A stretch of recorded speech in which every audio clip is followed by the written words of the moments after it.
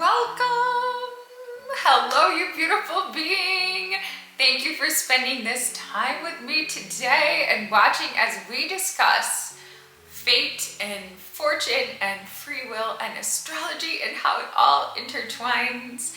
Today's video is actually going to be a collection of questions that have all come from the same subscriber. So if you like her questions, give her some love in the comments below. And to the person who submitted these questions, thank you for posing such interesting topics. And you guys, it is my joy to spend this time with you a couple times a week and to share with you the knowledge, wisdom, and understanding from the spirit world. Often, I am learning as you're learning, because when you ask the questions, whether it's in personal readings or videos like this, the answers come to me as the questions are asked. So I learn right along with you. It's so amazing. So let's jump in today. Okay, so the first question, she said, can you explain what your belief system is around fate as it relates to astrology versus the idea that we create our own reality? Okay, so my understanding of fate as it relates to astrology. So fate is a very real thing. And I hope that gives you like a sense of peace, because there's this higher part of you. Some people call it the higher self. And there's these loving guides and angels and this whole collection of soul family. And before we're born into a physical body, we all sit down and we plan all the little things that are going to happen in our life. We plan the family that we're going to be born into and how their behavior towards us is going to shape us, maybe presenting with us certain psychology or challenges that we're then going to struggle against and overcome in life, or that are going to lead us to our purpose. And all of these little things are planned, and it's so exciting. And often we plan to maybe explore something that caught our interest in a prior life that we didn't get a chance to fully explore, and we go, oh, we'll do that finally in this life, or to plant a seed or make a discovery that we might explore in a future reality or future life, or all these little details are planned. And when we come into life, we are just so excited. Like we're just bringing with excitement of all the things that we get to do in life. And that includes overcoming challenges. Yes, there are struggles, there are challenges, but it also includes being able to exercise our talents and gifts and contribute something to this dimension, to achieve a purpose, to explore, to experience, and so much more. So how does this relate to astrology? Astrology is one way of mapping an individual's plan for their life, otherwise known, I suppose, as fate. It's a similar concept. So the astrological chart is a map of one's fate or destiny, and it does not describe everything, right? You can calculate transits down to the day, down to the hour. We discussed this in zodiacal releasing, so a lot can be described. But more or less, the natal chart is an overview of key themes that the soul intended to explore or experience in one's life. And this includes both the benefic themes, which are often described by planets like Venus and Jupiter, as well as the challenges and true hardship that we'll experience, which are often described by planets like Mars or Saturn, or a point I discussed in a video earlier this year called the lot of affliction, which I have found causes tremendous amounts of suffering, where it's found in the chart, often with no reward, unlike Saturn, which usually brings rewards over time. But anyway, the point is that astrology is a map, and that's why I love it, and that's why I teach about it, and that's why I use it sometimes in readings, because isn't that what we all want? I guess we all want different things, but like, if someone can hand you a map and say, here, this is why you're here, this is what you're going to experience. And to me, that's a lot more, like, to me, information is the most valuable thing you can have in life. You know, it's one thing to have riches, but to have that type of information and the peace that it can bring you and the clarity it can bring you, because none of us want to waste time chasing after something that's not meant to be in life, for example. You know, that's a horrible feeling. So if we know what's meant to be and what we're intended to experience, to me, like, if we can accept our fate, we can have a good life and a good experience. And astrology gives us that opportunity. So astrology is a map of the fated experiences. So I think that part of this question is like, let's see, the idea we create our own reality. There's a different amount of free will in each individual's life. By the way, I wanted to make a careful note. Astrology is not the only way of mapping an individual's destiny. Numerology is also, all of the ways of mapping a destiny reveal the same destiny, okay, in my experience. So numerology can also be a way to read the destiny, so can human design and various other forms. So there's tons of ways of mapping the destiny. And the very fact that there's so many systems that are so nuanced that survive throughout time is an indication of how important this is. We incarnate with amnesia. That's part of entering into the earth plane. So we actually plan everything in advance. And to me, when I hear someone say, we create our own reality, I think, yeah, we do. Our higher self does. We create it all before we come here. And some of us are involved in a continual creation process and refinement process. Each night when we go to sleep while we're here, we sort of tweak, though that's where the very, very, very nuanced detail work happens. It's like, okay, I know I need to have that challenge, like at work with my boss, like, oh no, go to sleep at night. And then like, okay, guys, can you make it so that it happens right after the coffee break? That way I can be most alert and able to respond. And can you have them say this word, and then their guides will have them say this word, and then when they say this word, it will remind me of this lesson that we reviewed last night when I was asleep. And then like, so there's like a lot of refinement. So in that sense, we create our own reality. There's many, so this person asked questions for which there's probably the reason they ask these questions as an intelligent person, and they don't know the answer, is because there's various levels of answer. So we create our own reality. This reality is neutral, actually. And we create our own reality. Often what is meant by that is that any individual experience has no meaning except what we attribute to it. And so in that sense, we create our own reality. So an example of this would be, let's say you have plans tonight with your best friend and you're gonna go get pizza and then go dancing. Okay, so an event happens. An hour before the pizza experience, you get a call and your best friend says, oh, I got a stomach ache, I can't go. So we create our own reality. So if you attribute the meaning to that, like if you start saying, my friends, you know what, they always let me down, I never get to have any fun, I'm a victim, like you have a bad night, like you have a terrible night. And I don't mean any judgment to anyone, but I'm just providing an example. Like you're gonna be down. You're gonna create a reality of negativity for yourself for that night. But just as easily, you could be like, heck yeah, like my friend canceled. Oh, this is the opportunity I've been waiting for, to take a bubble bath and like have that ice cream in the freezer. And actually like there's a pizza restaurant I like even more and they deliver, and like, heck yes, yeah, like my dream come true.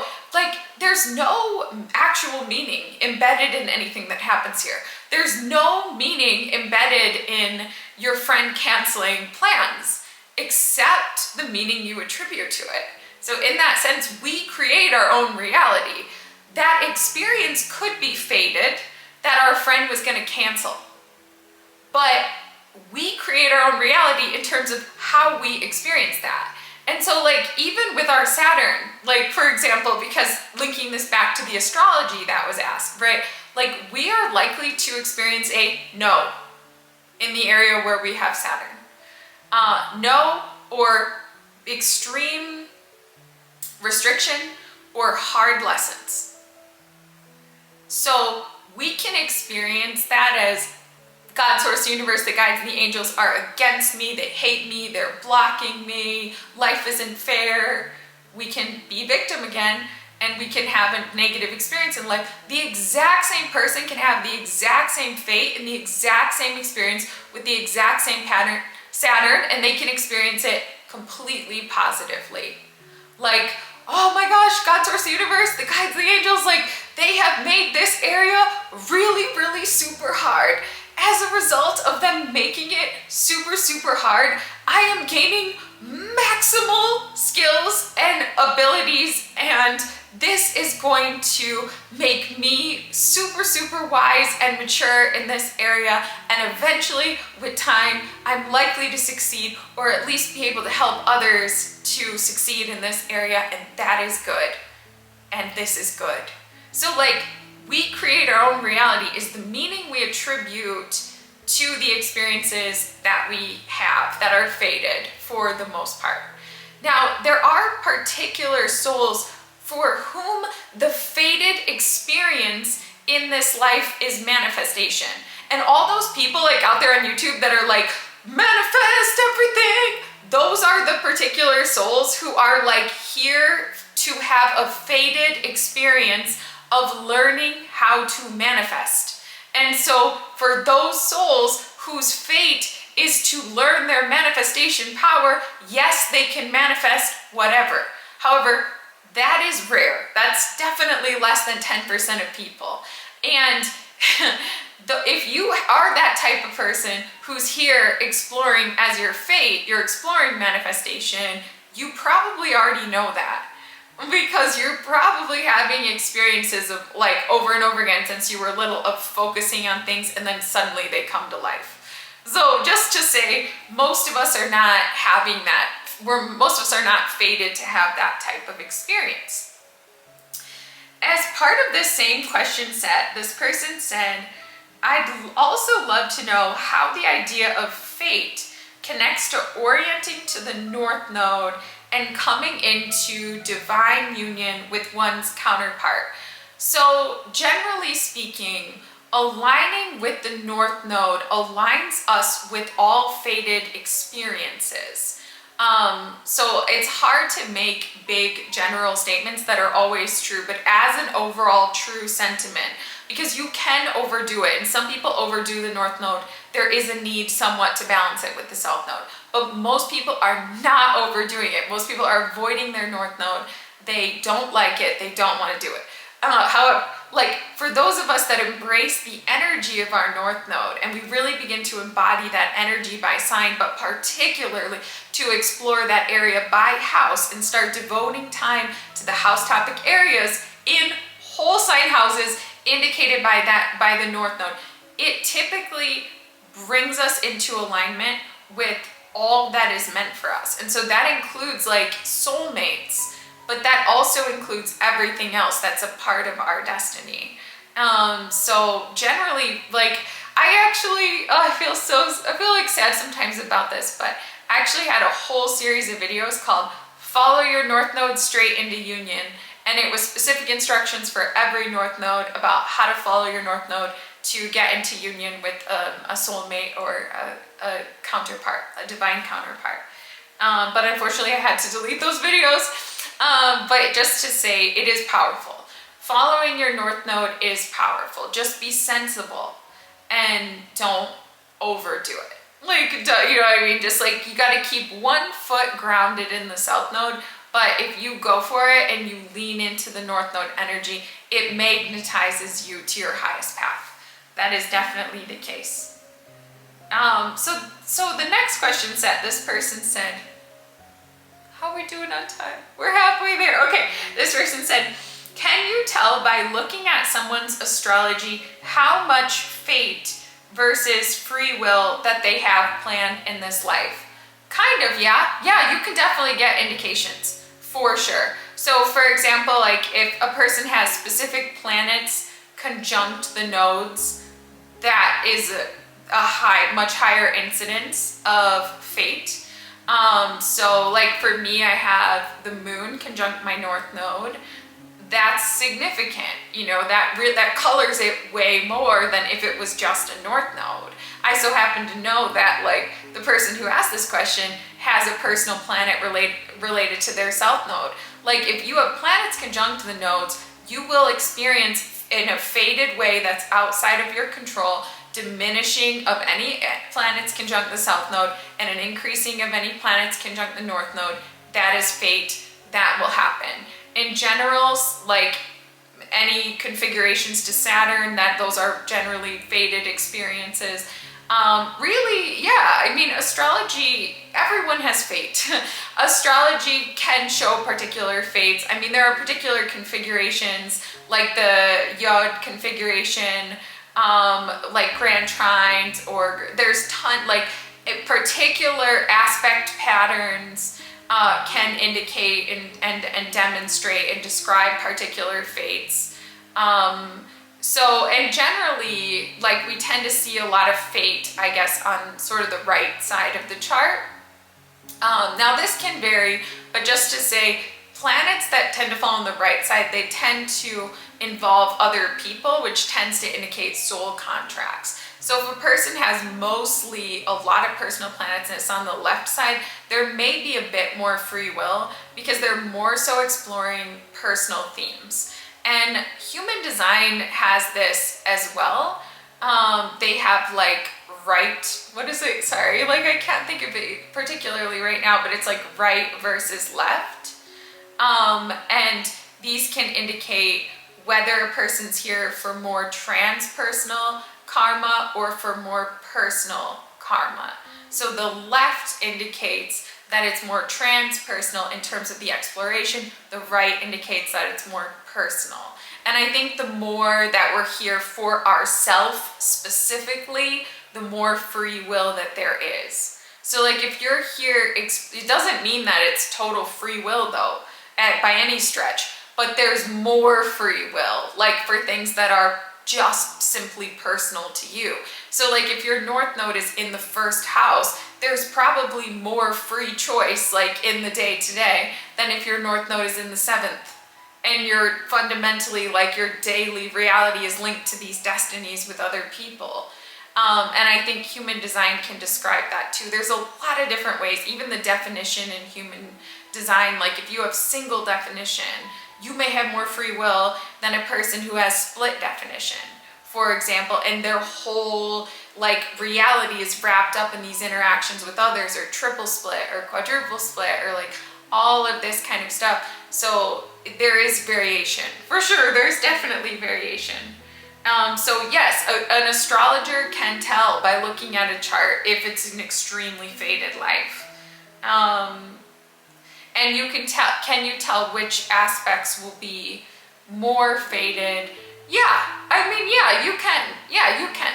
You can tell which things are a little bit more free and which things are a little bit more fated. Where you see the nodes falling, I would say there's a much higher incidence of fate. Where you see Saturn, and then where like maybe say a house is open, where there isn't anything, that could be more like free will. Like if a person has nothing in the sixth house, then like maybe they'll get a pet, maybe they won't, you know? Maybe they'll follow a vegan diet, maybe they won't. But like if a person has Saturn, Venus, Jupiter in the sixth, like you guarantee they're gonna spend a ton of time learning about all the different diets. They'll probably have a bunch of pets. They'll probably have a bunch of jobs. Like, so I think where we see nothing in the chart, that's probably where there's more like free choice, if you think of it like that. I gotta look at the human design. Like for a second, like I just gotta pull up a chart because it's bothering me that I can't remember the specific term. Oh, it's not on this chart. Right now, actually, we don't have power and we don't have Wi-Fi, so I can't like generate a chart. But I think it's an aspect of like the incarnational crosses That this one that I pulled up didn't have it, but I think some of them are like left angle versus right angle. Do you guys like that I'm doing this? Like, even though there's no Wi-Fi and there's no power, like this is fun to me. But yeah, I think it's there's for the crosses. Let me see if I can find an example that has it. Like, this person has the left angle cross of revolution, and they have triple split definition. So like, this would be an example of someone that I would say has a more faded experience, like, because the left angle is that they're here for the world. So they're here on a mission. And if you have right angle, like, it doesn't necessarily mean that you're not here on a mission, but it does mean a lot of the mission is related to your own personal explorations. So if you have like a right angle, that could be an indication that there's a bit more like free choice. 22. Okay. We've got one more set of questions.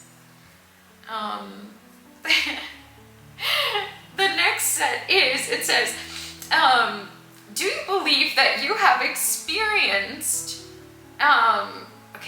do you believe or have you experienced that if you put yourself out there doing the work that your chart says you're destined to be doing, that you more easily attract clients or tap into financial abundance doing this kind of work?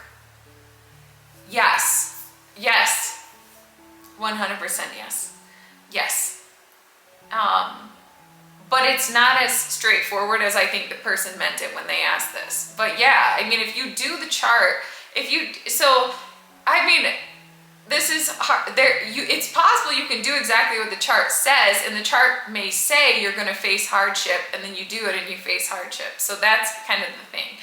But like for me, and it's been a journey. I'm starting to get back to it more now. But like, my North Node is Pisces, and it's in the 7th house of relationships. And I started my business completely focused on soulmates and twin flames, and I did events, and I did all my readings for 5 years were helping people to make love connections. And I just recently dipped my toe in that again. What I really would love to do is help. Well, I do tons of stuff right now. I'm in this big exploratory phase of just letting people ask me for whatever within this realm of spirituality, psychic services that they support, that they want, and then just giving it a try. But my entire business was built doing that.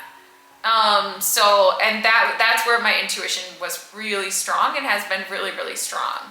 And still is. It's not exactly in the same way, but I built my whole business doing these readings that I don't do anymore, but it was called What Connection Is This? And I still totally can do this, and my gifts are still super, super strong. But I just felt during COVID, this wasn't what the world needed. People needed practical guidance in their lives. But now that COVID is pretty much over, maybe I could get back to it. But 99% of my readings, people would send me pictures of them and someone else. And it might have been a lover, a friend, a family member, and they would say, what is our connection?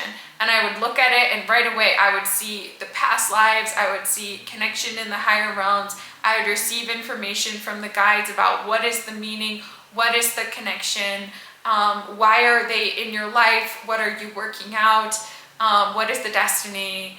I called it, what connection is this? So people would want to know, and I would tell them. And that's still, when I do that, that's when my business thrives. So that's very, very Pisces in the 7th. I recently started doing coaching, counseling, intuitive development counseling and coaching, relationship coaching, helping people with their personal goals. That's all super, super 7th house, Pisces in the 7th, just to make it about my North Node. Versus there's other things that I've done too, but they're just not, maybe they've not caught hold, or they've not, most of what I would do, I would say falls basically in Pisces in the 7th. But it's interesting to think about, like if I just went in a totally different direction. And I did try, like before I tried doing my Saturn, which is Saturn in Capricorn in the 5th, and I was like a nanny for a while. Every nanny job that I had, I always had to quit. And so those never were sustainable and long-term for me. So that's just like an example. I actually feel like really, really bad, but I did like a super, super Saturn position for example, which is a no, right? Like, and mine is Capricorn in the 5th, which is children and recreation. And for a while I was a specific like nanny for a family that owned a ski resort, and it was just, I just could not sustain it, and that came to a quick ending. And I did other ones too, where I was nannies for kids that were like very involved in sports, same thing. So it's always, it's not taken hold. So I think like if we don't do what's described, like for our work, like in the chart, yeah, like often it doesn't lead to abundance. But for me, I haven't tried a lot of what isn't described. So I've really like this is, I'm doing what my chart says I should do. Like I have Jupiter in Gemini in the 10th house, like share these little nuggets, answer people's questions, put them out to the world. Like I'm doing the chart, you know? So you look for what you should do, your North Node, but also 2nd house for earned income, 10th house for what will you be known for, maybe 6th house for how will you work day to day, or what does the daily work look like, that type of stuff. But yeah, if you want prosperity and you want like a flourishing career, I would say you should follow the chart. To go against it, I mean, that would not be wise at all whatsoever. Not at all. So yeah, you should follow something, like follow the astrology, or follow numerology, or follow human design, or follow some kind of system, Myers-Briggs, something, like follow one of these mapping systems that describes like what you're meant to do, especially like if you're stuck. Like if everything's going perfectly and you're not following the chart, maybe your birth time's wrong. But no, like if everything's going perfectly, then just keep going until it isn't. But like if things are not going well, reorienting to the chart, accepting that as your fate and living it is a great idea. It's a great idea. Oh my gosh. Thank you so much for helping me pass the time today. And for watching this video. It is a joy to have you all join me. You guys are the best. I'm down to about two or three questions for future videos, so I'm definitely welcoming more questions. If anybody has some personal topics you want me to discuss, let me know in the comments below. Post your questions there. I'm happy to give advice on personal situations if you provide sufficient detail. Like, and say, this is what I'm going through in my life. What would you recommend from the soul perspective? That's something I want to do. Just provide sufficient detail so I can truly help, okay? I love helping you guys. It is my joy and honor. I'm so glad you're here. Many blessings to you, and namaste. Bye. Have a great day.